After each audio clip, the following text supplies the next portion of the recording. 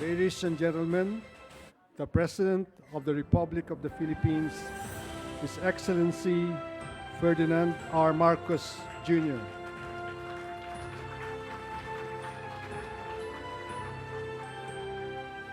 Thank you, Secretary Ben Jokno. Uh, all the members of the cabinet who are here with us today.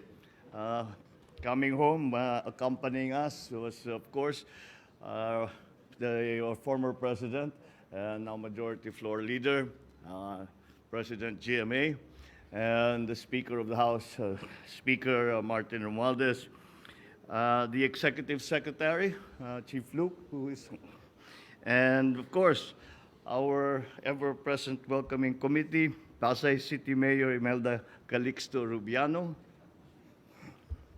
the AFP Chief of Staff, General Andy Centino, Major Service Commanders, the Philippine Coast Guard Commandant, Admiral Abu, and the best dressed at the one of the best dressed at the coronation of King Charles, our First Lady Lisa Marcos. Fellow workers in government, ladies and gentlemen, good afternoon. I am happy to report on the outcomes of the Philippines' participation in the 42nd summit held in Labuan Bajo, Indonesia, on the 10th of May to the 11th, 2023.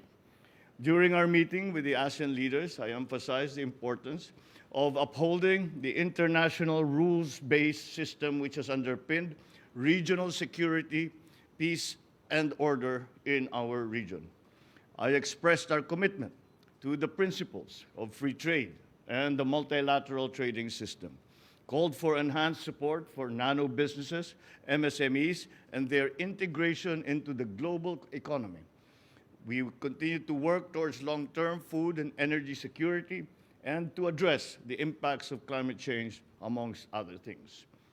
The Philippines expressed support for the community-building efforts of ASEAN, including the strengthening of ASEAN's institutions.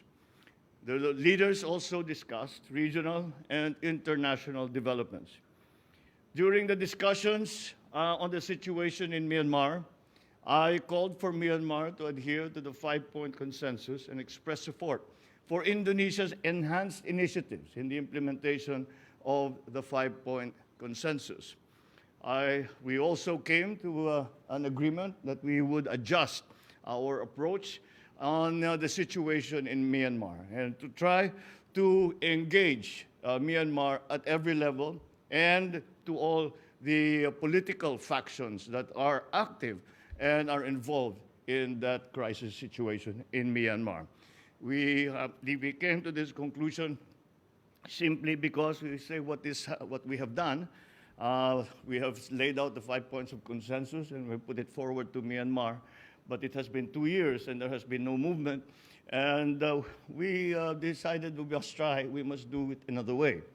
And there are many members who have experience in these long, ongoing political negotiations, and the advice is to engage everyone equally, and that is what we intend to do. I, of course, expressed our deep concern regarding the humanitarian crisis and the continued economic impacts of the Russia-Ukraine war. This contributes to global food and energy insecurity. On the South China Sea, I reaffirmed the Philippine commitment to the peaceful resolution of disputes and advocated for a rules-based maritime order anchored on 1982 UNCLOS. On Timor-Leste, I conveyed that ASEAN should support Timor-Leste in its efforts towards full ASEAN membership, which we regard as just as a matter of time, as they had come to this summit as an observer status.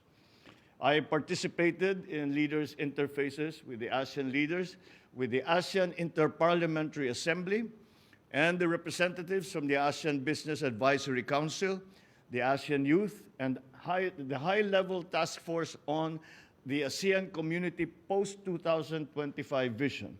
This task force has been given the job of charting the roadmap until 2025 for the transformation of the regional economy and the parts that each country will play in that resurgence. I encourage also our ASEAN external partners to increase their levels of engagement in the BIMP-IAGA, which is a joint aggregation of Brunei, Indonesia, Malaysia, and the Philippines, and to support its role, the BIMP-IAGA's role, as a major catalyst in galvanizing economic development and enhancing connectivity in this vibrant sub-region. I once again thank our host, Indonesian President Joko Widodo, for extending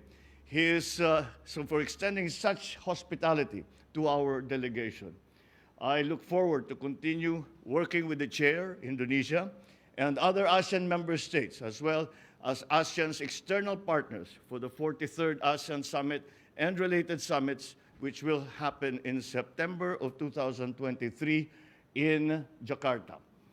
We will meet to advance our shared goals for a peaceful, secure, and more prosperous region. I believe that the summit was a success in that it charted the new directions that were initiated by the chairman, President Widodo, and with the concurrence of all the member states. And many new ideas were ventilated, and many of those were adopted. And we will see, hopefully see some progress on the political front and certainly on the economic front. Thank you very much and good afternoon.